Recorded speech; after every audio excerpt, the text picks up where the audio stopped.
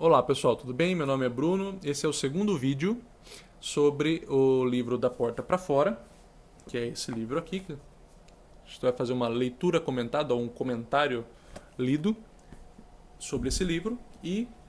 Ele, como nós falamos no primeiro vídeo, a ideia desse livro não é criticar a igreja para tentar acabar com ela e falar cada um vai para o seu canto, a igreja não é um negócio importante, não, é um projeto de Deus para que os cristãos vivam em comunidade, porque um depende do outro.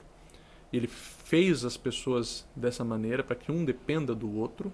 Tá? Nenhum cristão é uma ilha, nem é um monge que vai descobrir a Deus sozinho.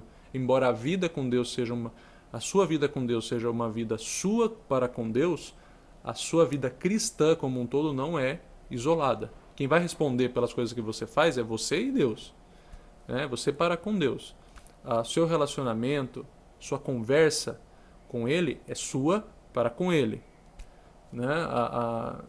A comunidade vem para integrar o restante da sua vida cristã na Terra. A ideia aqui é a gente passar agora pela questão de paradigmas, planos de fundo e a síndrome de Eva e síndrome de Pedro, tá? Que faz parte aí, se você estiver com o seu livro ou tiver a fim de comprar o livro, está ali na página 17, né? Sobre lentes e heranças. A igreja, como eu falei, igreja, depois mais para frente a gente vai ver essa questão da palavra igreja, mas pensando do jeito atual, do paradigma atual. A igreja, muitas vezes, para tentar chamar mais gente para si, principalmente quando ela não está dando a devida ênfase ao núcleo, ao coração do evangelho, e sim as partes periféricas, muitas vezes ela acaba ou se fechando ou se abrindo demais. As duas coisas são ruins. Então, com medo de se abrir demais e acabar tropeçando nas próprias doutrinas, tropeçando nas próprias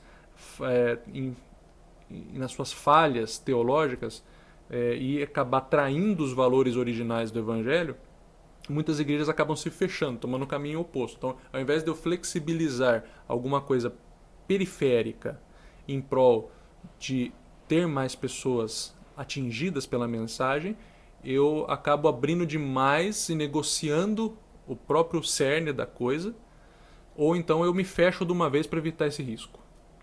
Esses são os dois extremos que a gente vê hoje. Você tem igreja que é tudo paz e amor, vem aqui, não importa o que você faz, e você pode continuar fazendo, ou as igrejas que falam assim, você nem entra aqui porque você já está nessas classes aqui.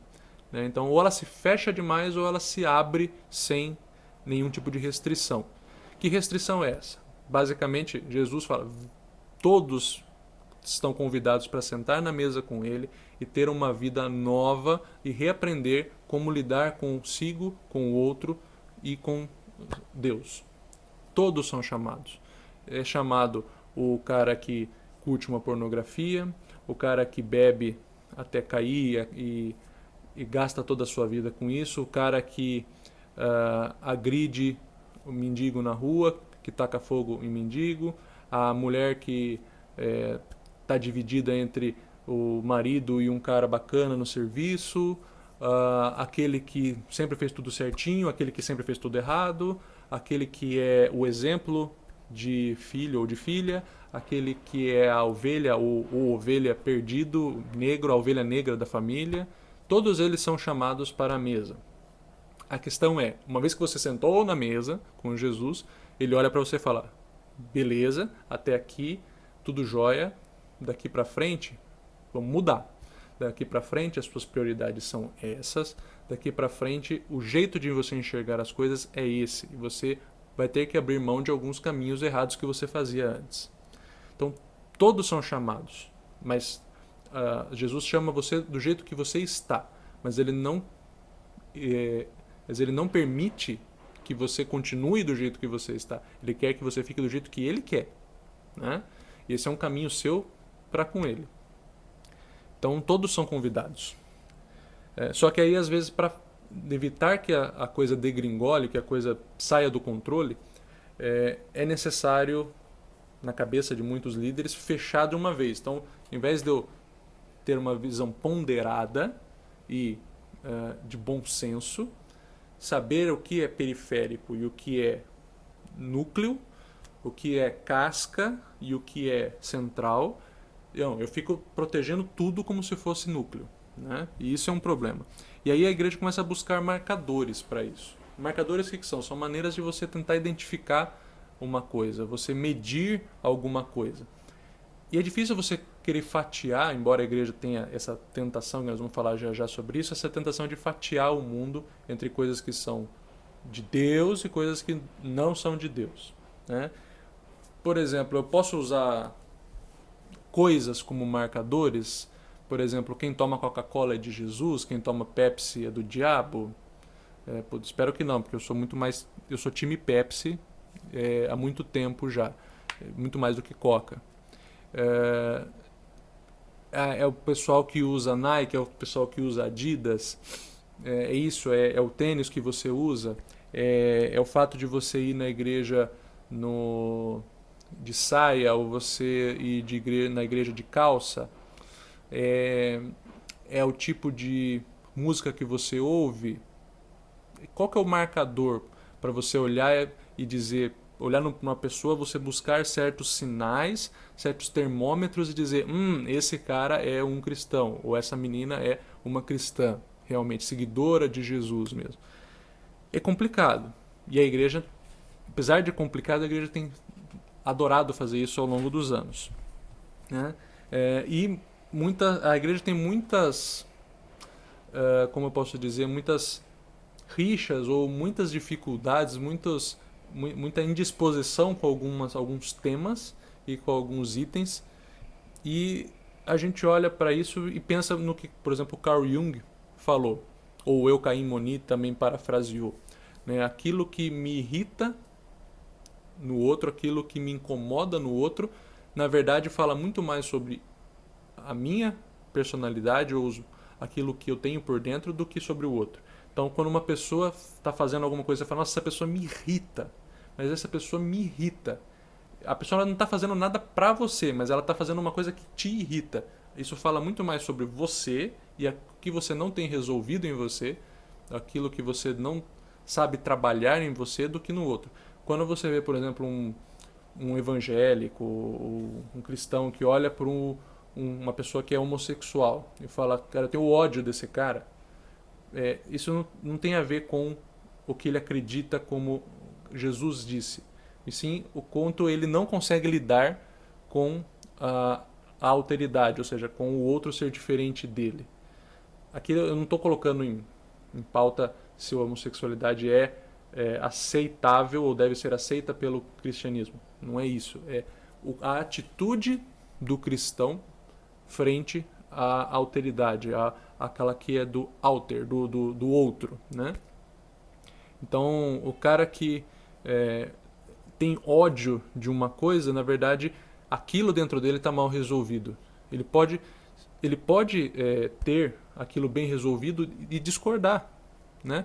Eu, por exemplo, sou uma pessoa fundamentada na teologia reformada e do cristianismo conservador.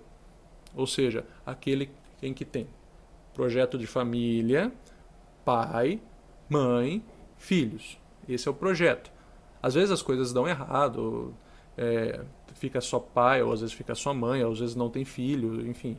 Mas o projeto, eu estou ancorado nisso. Pai, mãe, filhos. Tá? Quando as coisas estão bem alinhadinhas, é isso que acontece. Mas isso não significa que eu tenha que odiar aquilo que é diferente disso. Eu posso simplesmente não concordar, falar, não concordo com esse projeto de família moderno, posso não concordar com isso e continuar amando, respeitando, tendo cuidado para com aquilo, sendo simpático, solícito. Discordar não é motivo para ódio, né? Só que muitas vezes isso tem sido inculcado na cabeça das pessoas. E a igreja tem reagido de maneira muito brusca contra algumas coisas. Eu nem vou tocar, eu nem toco nesse livro sobre homossexualidade, mas é só um exemplo sobre esse tipo de reação. A igreja tem muitos paradigmas que são herdados e são muitas vezes construídos ao longo da história. O que é um paradigma? É a maneira como a gente olha para as coisas, né? É a maneira como a gente enxerga certos assuntos. Então isso é um paradigma, é a maneira como a gente interpreta. A gente olha para uma coisa e a gente interpreta aquilo. Foi isso que me chamou mais a atenção. Por exemplo, quando você fala para um cristão que ele, eu vou à igreja no domingo, aí eu tenho um momento de oração, tenho um momento de ouvir o pastor falar, tenho um momento de leitura, de cantoria, e depois a gente vai embora, e isso é servir a Deus. Então quando você fala para a pessoa servir a Deus ou ter uma vida religiosa com Deus, o paradigma da pessoa faz com que ela enxergue tudo baseado nessas categorias de culto moderno cristão, né? Esses paradigmas são herdados. Tem a historinha da frigideira que eu acho muito legal, que é assim, a neta vai conversar com a avó, vai visitar a vovó no final de semana, a vovó está fazendo uma deliciosa parmegiana. Eles comem, se deliciam, e a neta fala, vovó, eu queria dizer que está muito gostosa essa sua parmegiana. Obrigado, filha, tal. E aí ela vai para casa e chega para a mãe dela e fala, mãe, você me ensina a fazer a parmegiana igual da vovó? E a mãe fala, olha, é o seguinte, para fazer a parmegiana igual da vovó, você tem que usar uma frigideira pequenininha. Você corta o bife está aqui grandão, que você compra no açougue, você corta ele e aí você prepara, você vai fritando individualmente em panelinhas pequenas e depois você monta ela na travessa para levar para o forno, tá? Não pode fazer na frigideira grandona com o bifão grandão, tá? Senão não fica a mesma coisa. E aí a menina fala, então é assim que a vovó faz, eu vou fazer também. Ela vai lá, repete a receita, fica gostoso, e ela chega para a vovó e fala, vovó, eu fiz a parmegiana igual a da senhora. Consegui fazer, mamãe me ensinou. Agora, deixa eu perguntar para a senhora, por que a senhora faz a parmegiana, só pode usar a frigideira pequena? Por que não dá certo se a gente fizer com a grande? Aí a vovó olha para ela e diz, mas minha filha, quem disse isso pra você? Mas a mamãe me ensinou assim, que tem que usar com a frigideira pequena. Não, filha, não é nada disso. É que quando eu casei com o seu avô, em 1900, Guaraná com rolha, a gente não tinha muita coisa. A gente casou, tinha muito pouco item na cozinha. E a gente só tinha uma frigideira pequena. A gente usava para fritar ovo, a gente usava para fritar presunto e queijo e para fritar bife. Só que só tinha... Então eu comprava o bife grandão no açougue e tinha que cortar e fritar ele em pedaços menores, porque não tinha uma frigideira maior. E eu sempre fiz assim, porque a gente sempre tinha uma frigideira pequena. Mas não é obrigado a ser na frigideira pequena. Você pode fazer na frigideira grande. Esse é um paradigma que é passado adiante. A vovó tinha um motivo para fazer com a frigideira pequena. Esse motivo a fez usar a frigideira pequena. A filha aprendeu desse jeito e repassou para a neta. Só que, se você for olhar no porquê, como surgiu a história da frigideira pequena, não é o segredo da receita da frigideira pequena. A frigideira pequena é só uma maneira limitada de fazer, que era uma coisa da época em que a receita surgiu. Só isso. Então, esse é o paradigma, essa maneira de você enxergar, interpretar as coisas, é passado muitas vezes de geração em geração sem questionamento de como surgiu esse jeito de pensar, né? E quantas frigideiras a gente não tem na nossa mente hoje? A gente não estou falando só de paradigma cristão, tem paradigmas de diversas maneiras, diversos jeitos de pensar, diversos jeitos de enxergar as coisas, interpretar as coisas, né? A gente recebe paradigmas da nossa família, recebe paradigmas dos meios de comunicação, tipo jornal, TV, etc. Hoje a internet, rede social. Tem muita gente que você odeia na rede social e você nunca viu a pessoa. Tem muito assunto que você levanta a bandeira ou então prepara o porrete para descer em cima e você nunca estudou, você só recebeu pronto a visão de alguém por um meio de comunicação. A escola também traz muitos paradigmas. E aí eu entro rapidinho em algumas discussões, não nesse livro, mas agora aqui ao vivo, sobre alguns questionamentos que são feitos legítimos pela sociedade de o que está sendo ensinado nas escolas. Né? Será que o que está sendo ensinado nas escolas são paradigmas, são pontos de vista, são maneiras de interpretar a realidade isentos de ideologia? Sim, não? Será que em todos os casos? Será que em todos os assuntos? É uma discussão pertinente. Tá? Quer você concorde ou discorde dos projetos que estão sendo votados nesse ano na Câmara e pelas cidades afora, é importante a gente sempre pensar nisso, porque se isso acontece até dentro da igreja, quiçá fora da igreja. Né? Teoricamente, a igreja só tem um único livro, que é a Bíblia. Né? É ele que é o cerne da coisa. Você imagina em N disciplinas com muitas pessoas e várias escolas de pensamento. Né? Então, esse é um ponto relevante. Eu não estou aqui para fazer propaganda política nem de ideologia, mas questionar de onde vem a interpretação de um determinado fato é muito importante. Tá? É bom sempre pesquisar diversas fontes. Por exemplo, no calvinismo, você tem a história de João Calvino, ela é muito celebrada dentro do mundo cristão, especialmente nos reformados, presbiterianos, etc. Que é a vertente que eu frequento. Só que você também tem outras fontes históricas confiáveis que mostram que Calvino também tinha limitações pessoais muito grandes. O jeito dele lidar com as pessoas e com as divergências eram muitas vezes agressivas, eram muitas vezes cruéis, né? Ele não tinha não era uma pessoa de fácil lida, né? Você não era um cara muito amistoso para discordar, né? Então ele do mesmo jeito que ele fez muita coisa boa, assim como todos os grandes personagens da história, ele também fez coisas que são extremamente questionáveis, né? Ou atitudes que mostram que ele não era perfeito. Ninguém é, né? Lutero foi excepcional nas suas colocações, nos seus questionamentos sobre os paradigmas da época para a Igreja Católica. A igreja só existia uma igreja, que era a Igreja Católica, e ela tinha alguns paradigmas, algumas maneiras de enxergar as coisas que eram questionáveis, e ele questionou. Ao mesmo tempo que ele foi brilhante nisso, ele também era um péssimo administrador, por exemplo. A casa dele, ele não queimava um neurônio sobre conta, sobre como que a casa ia existir, subsistir, quem cuidava da casa e fazia toda a gestão financeira, administrativa, etc., era a sua esposa Catarina. Que ela, sim, se o Lutero foi o pai da reforma, ela foi a mãe, porque sem ela dando suporte para ele, para dar a ele a sustentação em todos os outros assuntos da vida dele, ele só ia tomar conta de um assunto que era a reforma, que era o movimento reformador.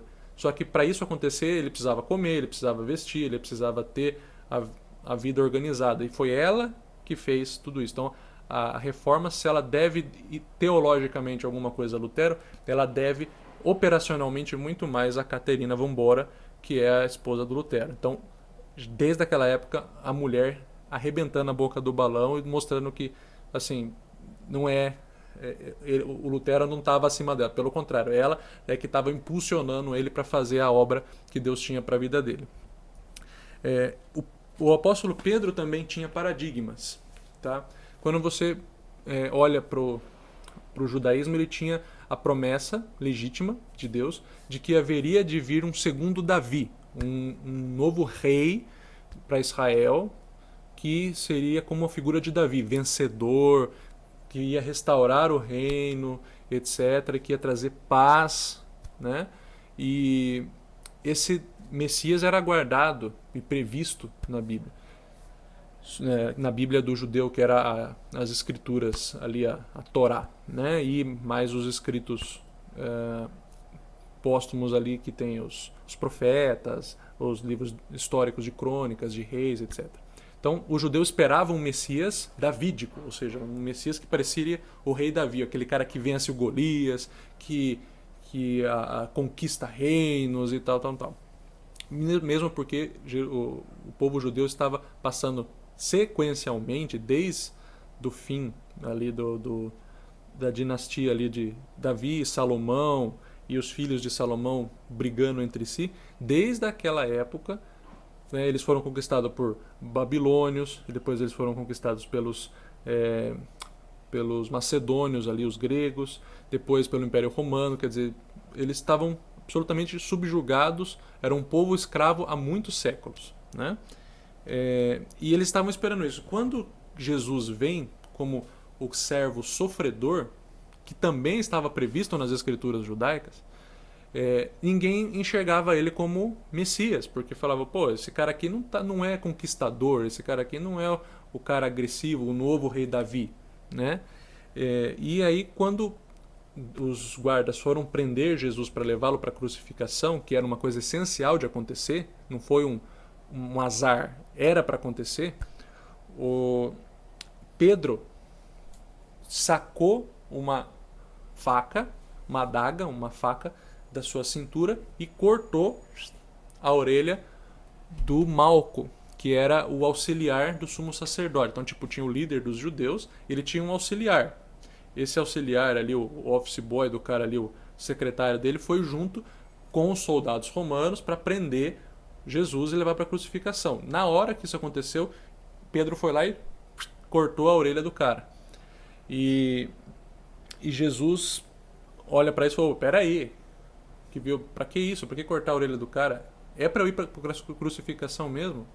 E Pedro estava esperando que Jesus fosse ser o cara, que ali era a hora do quebra-pau. Agora chegou os soldados, vai ter o confronto, vai ser a guerra civil, vai ter o Team Capitão América, o Team Iron Man, entendeu? Vai rolar treta e agora é a hora da gente causar revolução. E eles estavam esperando isso. Eles ainda não tinham entendido, por mais que Jesus tivesse falado 1 milhão de vezes que ele ia padecer, que ele ia para a cruz, etc, etc.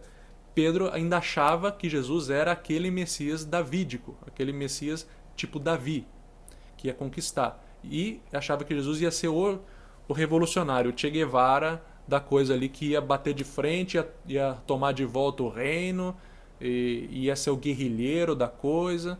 E não era isso que era para acontecer. E Jesus já tinha explicado, mas o paradigma estava tão inculcado na cabeça de Pedro que ali naquela hora, mesmo com tudo que Jesus falou, ele ainda foi querer guerrear. Jesus foi lá e colou de volta a orelha do cara, executou um milagre ali, colou a orelha do cara de volta. Isso está em Lucas capítulo 22. Tá? E além de corar a orelha do rapaz, ele ainda se voluntariou para ir junto. E ele falou para Pedro: ô Pedro, você acha que se eu realmente não quisesse, eu não daria uma ordem, desceria um monte de anjo do céu para vir arregaçar com esses caras aqui, fazer uma carnificina? Se eu quisesse fazer isso, eu fazia. Mas eu preciso ir para a cruz, eu preciso completar a minha obra. Se eu não fizer isso, não tem boa nova, não tem esperança para o ser humano. O ser humano vai ser eternamente distanciado de Deus. O projeto da existência do cosmo é a crucificação. Entendeu? E Pedro não entendia isso. Pedro estava assim, ele só enxergava o Messias que ia ser guerrilheiro e ia livrar eles do Império Romano. Então isso são paradigmas, né? E o que a gente pode aproveitar desse paradigma? A gente herda muita coisa de paradigma da nossa cultura, da nossa vida pessoal, das comunidades nas quais nós frequentamos, seja ela trabalho, igreja, escola, enfim. E as mídias sociais, obviamente. Agora, por exemplo, quando você vê um pai ou uma mãe, né, fazendo uma piadinha racista, uma piada sobre negro ou uma piada sobre qualquer outra raça diferente daquela a qual ele pertence, de etnia, né, a qual ele pertence, raça só tem a humana, e eles veem adultos, quando uma criança vê adultos contando piadas racistas e dando risada, existem algumas coisas que estão subentendidas atrás. Primeiro, que isso é uma piada racista sobre negro, né? De que o negro é uma variedade humana digna de escárnio, de que eles têm colegas negros no trabalho e no dia a dia, mas que pelas costas eles fazem essas piadas, então hipocrisia é uma coisa aceitável, de que a, a corrupção é uma coisa aceitável porque eles não podem fazer isso fora publicamente, então eles fazem em ambientes confinados em que ninguém vê. Então eu posso ter algumas coisas que são proibidas, mas eu posso fazer em secreto, né? Então existem coisas que estão sendo subentendidas ou ditas por debaixo de uma camada falada. Ninguém está falando abertamente isso, mas está subentendido por baixo. Isso a gente chama de discurso, né? Existe um discurso oculto por trás dessa cena, né? E a gente vai angariando, a gente vai juntando esses paradigmas e junto com o conceito de vários paradigmas forma o que a gente chama de plano de fundo, né? Aqui eu agradeço ao meu amigo Gianner de Brasília, que entende muito mais disso do que eu, mas ele me ajudou a entender um pouco do Wittgenstein, aquela coisa de plano de fundo intercompartilhado. Tem uma descrição mais complicada, vou chamar só de plano de fundo aqui. Então, a ideia é a gente tentar identificar qual é o conjunto de paradigmas que nós herdamos para formar esse plano de fundo.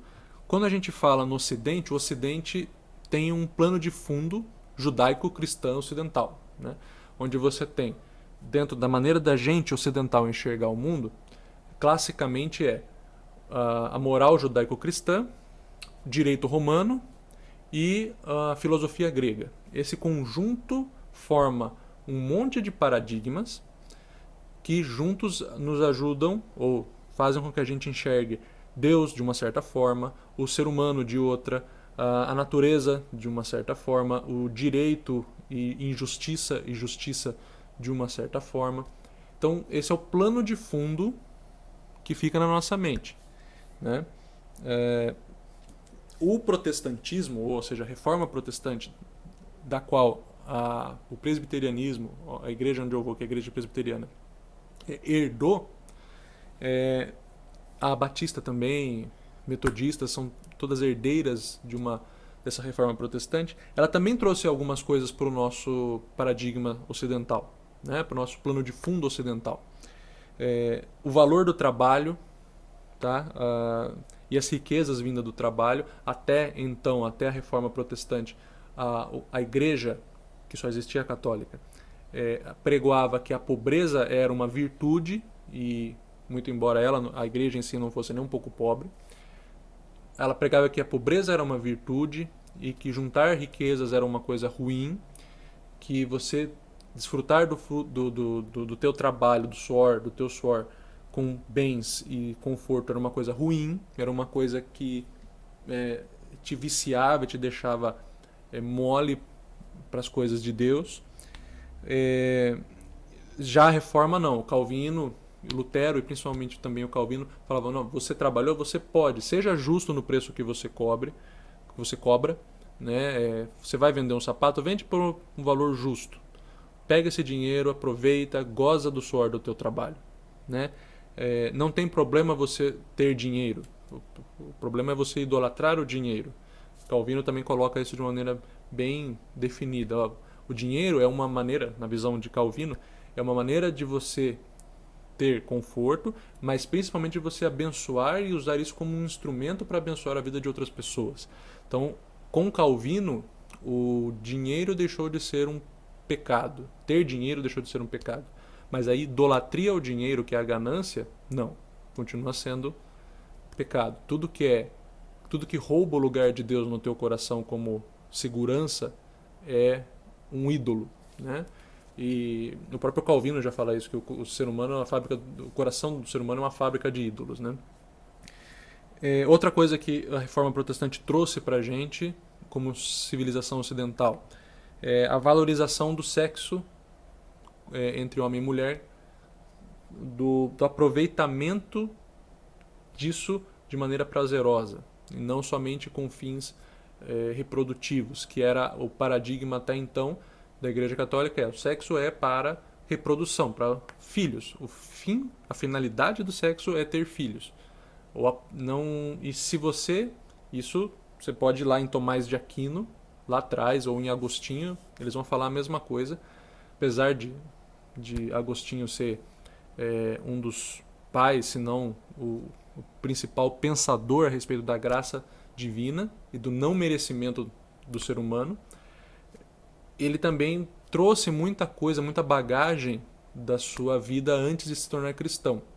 Agostinho, ele era maniqueísta, ele era da seita dos maniqueus, que acreditavam em certas coisas em que a carne, a vida física humana palpável, é ruim, e o mundo espiritual, abstrato, não material, é bom.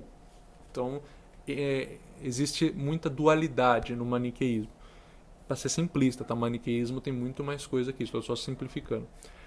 Então, pro Calvin, Tomás de Aquino e pro Agostinho, o sexo deveria ser uma coisa para fins reprodutivos e uma contingência, ou seja, não dá para fazer filho de outro jeito. Se desse para fazer filho de outro jeito, a gente faria. Mas como não dá, que seja sem prazer, o mais rápido possível, o mais direto possível.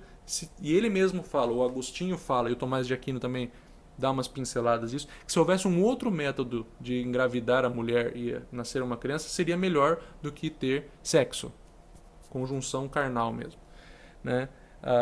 A ideia do Agostinho ideal seria que o homem fosse como o elefante. Ele fala que o elefante macho é o modelo perfeito de sexualidade, que ele só se aproxima da fêmea a cada 2 anos para acasalar, depois se acasalou, vai cada um para um canto, e esse é o ideal. Veja como a igreja cristã até então tinha um pensamento muito estreito em relação à sexualidade, por uma série de razões.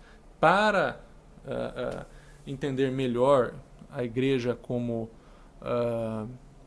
com a sexualidade, tem um livro ótimo que eu acho assim, absolutamente fantástico, que é Eunucos pelo Reino de Deus, que é muito bom e pincela assim, ao longo de toda a história da humanidade cristã, como que o cristianismo lidava com a sexualidade em cada fase da história. Muito bom. Então, assim, o Lutero e o Calvino, a Reforma Protestante, ela já vem falar, não, gente, tenham prazer com o seu marido, com a sua esposa, usem e abusem um do outro nesse sentido de ter uma vida feliz juntos, né? Então isso mudou bastante da reforma para cá, né? O celibato, ou seja, a ausência de sexo, o cara falar, não, eu não vou ter nenhuma mulher, não vou casar, nunca vou fazer sexo, vou ser celibatário. Isso era considerado o ápice do ser humano. Com a reforma, a coisa muda.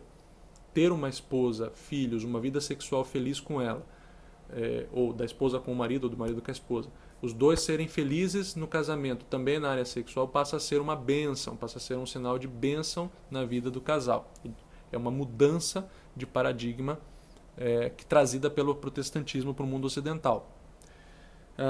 O livre acesso à informação também é um paradigma que foi trazido pela reforma, porque com a invenção da imprensa do Gutenberg, a Bíblia pôde ser popularizada e na língua do povo. Ou seja, antes você tinha a Bíblia em grego, os códices, você tinha a Bíblia em latim, que era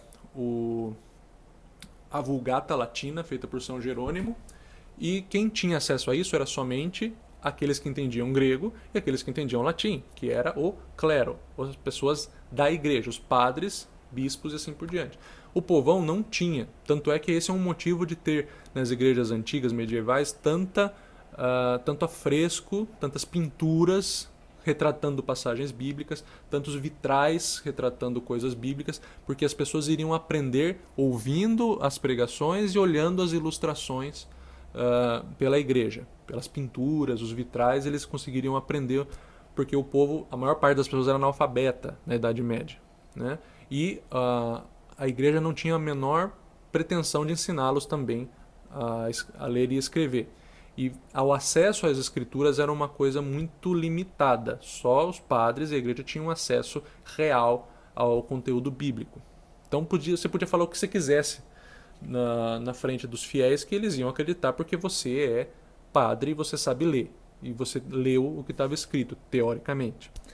Com a imprensa e a reforma protestante acontecendo na mesma época, o que o Lutero fez? Ele, não só o Lutero, o William Tyndale tinha feito isso já em inglês, né, para o rei James, um pouco antes.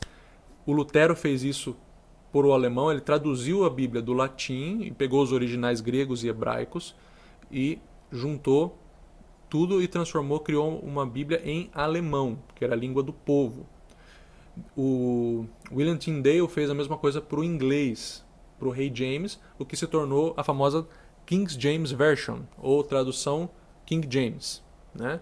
Então, com isso, mais a imprensa de Gutenberg, você conseguiria ter muitas cópias da Bíblia rapidamente, produção, sabe, industrial, porque era por prensa, não era mais escrita manualmente por copistas. Então você conseguiu explodir Bíblia na língua do povo para todo mundo. E todo mundo começou a ler, começou a entender e começou a pensar a respeito. Então o livre pensamento e o livre exame das escrituras começou na Reforma Protestante. Então, se hoje nós temos essa liberdade de criticar, de ter diversas interpretações sobre os trechos bíblicos, é porque o protestantismo semeou isso.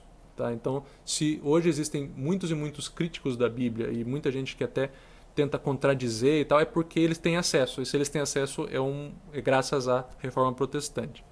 Tá? Então, nós temos que buscar esses paradigmas. Tem coisas que são herdadas, tem coisas que são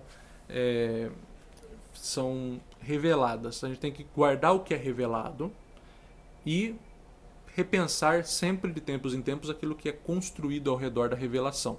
A revelação é uma coisa que a gente não conseguiria achar por nós mesmos. Por exemplo, que Deus existe, que Jesus é filho de Deus, que o homem é um ser caído, é um ser corrupto e corruptível e que ele precisa de um salvador, porque senão ele não consegue se unir novamente a Deus. Toda essa dinâmica é revelada. Agora, como a gente faz para se relacionar com Deus, sendo humano aqui na Terra, é um processo construído. Existem várias construções. Por exemplo, você tinha a galera que era cristã, logo depois que Jesus morre e ressuscita. Você tem a galera cristã, que eram judeus que se converteram a Jesus, se converteram ao Evangelho de Jesus. E essas pessoas, elas estavam acostumadas a ir ao templo em Jerusalém, periodicamente, a frequentar uma sinagoga, que era como se fosse uma mini igreja, um grupo separado, que não ficava no templo, ficava em um outro espaço, onde eles se reuniam para ler as escrituras judaicas, para discutir, para aprender, né, para fazer um mini culto na sinagoga. Sinagoga vem do grego sin, que significa junto, e agogê, que significa aprendizado ou treinamento. Então, seria um aprendizado em conjunto, sinagogê, sinagoga. É um termo que veio, um jeito dos judeus se reunirem, que foi inventado na época, né, do exílio, quando eles estavam na Babilônia. Então eles não tinham como ir para o templo, sem templo eles tiveram que se virar. E aí eles criaram essa maneira de se encontrarem.